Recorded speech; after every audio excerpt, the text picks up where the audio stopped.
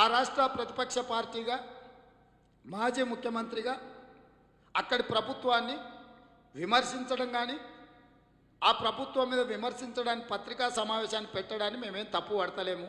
ఆ రాష్ట్ర రాజకీయాలలో వాళ్ళ ఇష్టం. ఆ రాష్ట్ర రాజకీయాలను ఈ రాష్ట్రంలో ప్రత్యక్ష ప్రసారాలు అన్ని ఛానల్స్ అన్ని టీవీలు అత్యంత ప్రముఖంగా ప్రసారం చేసినాయి.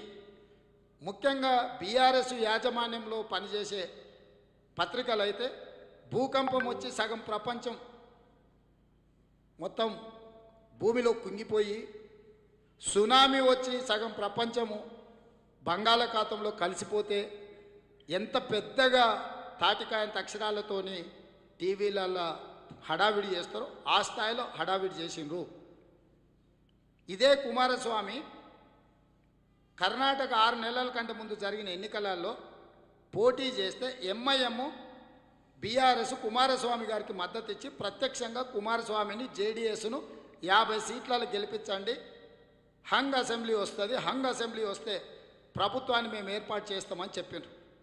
ఆ రోజు మేము చెప్పినాం హంగ్ అసెంబ్లీ తేవడం ద్వారా జేడీఎస్ బీజేపీ కలిసి ప్రభుత్వాన్ని ఏర్పాటు చేయాలని. దానికోసం బీఆర్ఎస్ ఎంఐఎం సహకరిస్తున్నాయి. వీళ్ళందరూ కలిసి కాంగ్రెస్ను అధికారంలోకి రాకుండా కుట్ర చేస్తున్నారు.